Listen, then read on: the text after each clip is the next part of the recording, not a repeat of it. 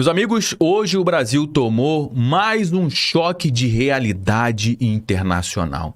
Porque uma das maiores agências de classificação de risco do mundo acaba de jogar um verdadeiro balde de água fria na economia brasileira, rebaixando mais uma vez a nossa perspectiva de credibilidade. Isso aqui, obviamente, não é um boato.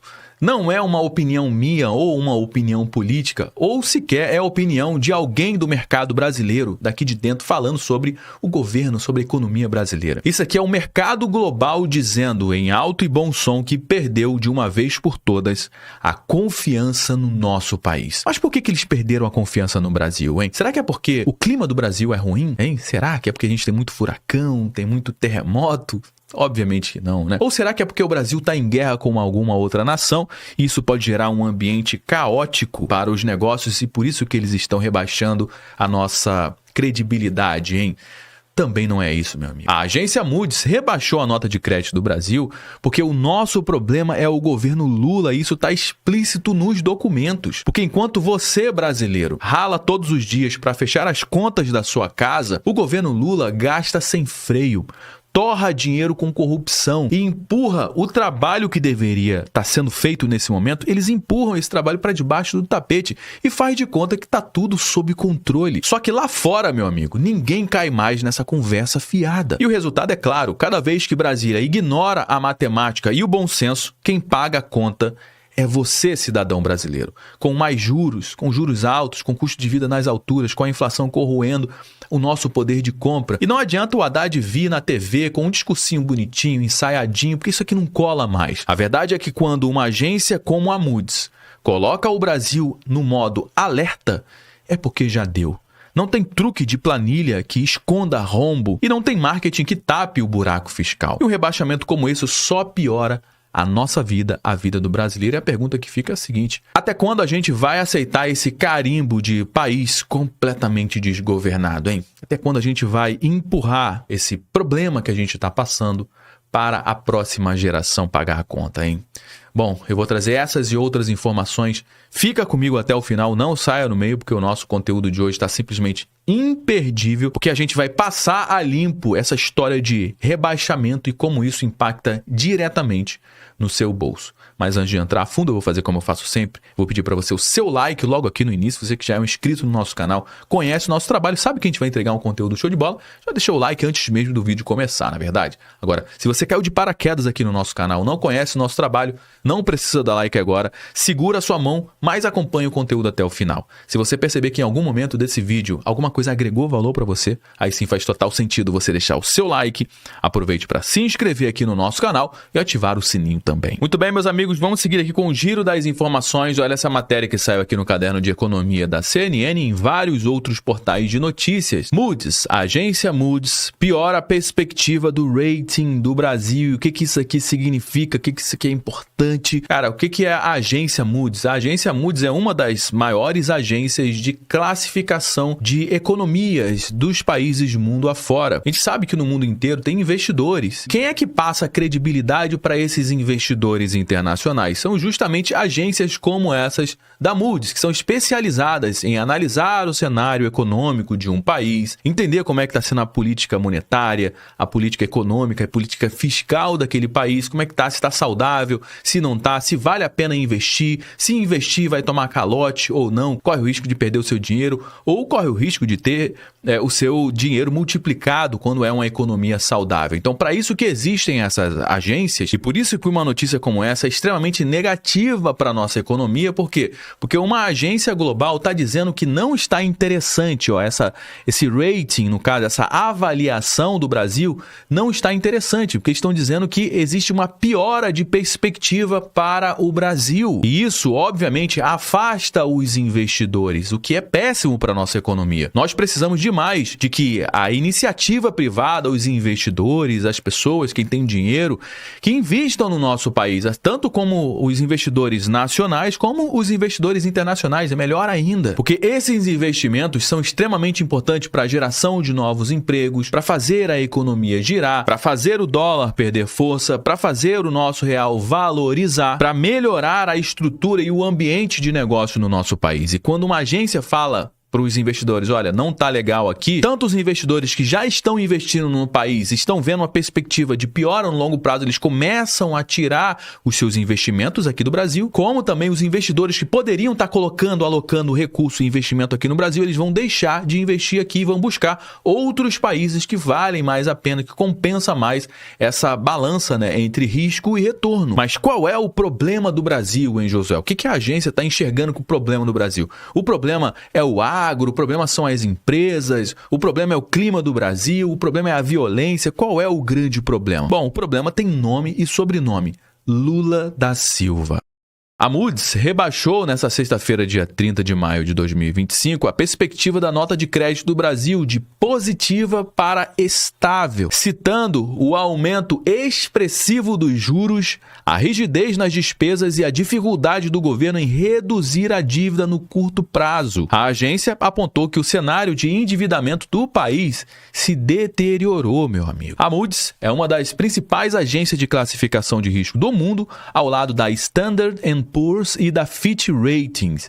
Ela avalia a capacidade de um país ou de uma empresa de honrar com as suas dívidas. Ou seja, o risco do Brasil dar um calote aumentou, se você não entendeu. E o grande problema de ter uma classificação de risco muito ruim é que força o Banco Central a ter que aumentar a taxa de juros. Imagina, você é um investidor. Você vai investir em dois tipos de investimento. Um que é seguro e um que tem um risco maior. No que é seguro, você vai esperar um retorno menor. Por quê? Você não tem muito risco. Então, o retorno, geralmente, de um investimento seguro, ele é menor. Agora, se você está investindo em um ativo de alto risco, você vai esperar um prêmio maior, um juros melhor. E isso acaba se transformando num indicador mostrando pra gente que no longo prazo a tendência é que os juros continue nas alturas aqui no nosso país, travando crédito, deixando tudo muito mais caro e deixando a vida das empresas e das famílias brasileiras ainda mais complicada. Bom, segundo a Moody's, a capacidade do governo de reduzir vulnerabilidades fiscais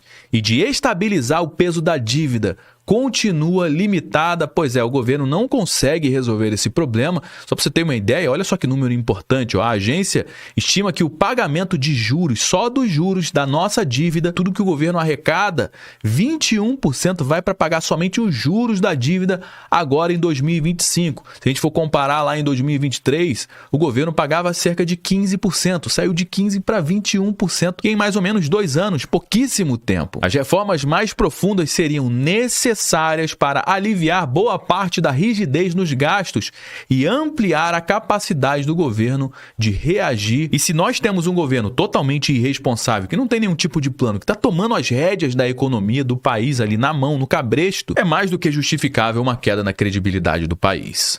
Esse aqui é também um outro problema crônico do Brasil, que são as empresas estatais. Como eu falei, o governo se mete a ter empresa e a gente tem aí prejuízos bilionários dessas estatais. Empresas estatais tiveram prejuízo recorde bilionário entre janeiro a abril de 2025, diz o Banco Central. Só os Correios, olha só que absurdo, os Correios no primeiro trimestre de 2025. Correios tem prejuízo de 1 bilhão e 700 milhões de reais no primeiro trimestre de 2025, meu amigo. E pasmem, esse valor é mais do que o dobro do registrado no mesmo período em 2024. Ou seja, em comparação com o primeiro trimestre de 2024, esse valor é mais do que o dobro, mostrando que os Correios e as estatais estão se deteriorando numa velocidade absurda aqui no nosso país. Para onde é que está indo esse dinheiro, cara? A gente sabe muito bem para onde está indo esse dinheiro. Pois é, essa galera chegou com muita sede de acabar com o nosso dinheiro, de tomar o nosso dinheiro. Isso tem espantado os investidores internacionais do nosso país. Isso aqui é um número, outro dado que acabou de sair também, que é um indicador que mostra que o Brasil registra déficit cambial de 11 bilhões de dólares, não é de real não, é de dólares no acumulado do ano. Até agora, até maio de 2025, mais dinheiro saiu do que entrou no nosso país, principalmente no canal financeiro, o que engloba investidores e remessas ao exterior. O Brasil registrou uma saída líquida de 11,2 bilhões de dólares no fluxo cambial acumulado até o dia 23 de maio de 2025, segundo os dados do Banco Central. Isso significa que, no total, Mais dinheiro saiu do Brasil, saiu do país do que entrou até agora em 2025. Ou seja, os gringos, os investidores internacionais e nacionais estão tirando o seu dinheiro do Brasil. A saída é o aeroporto.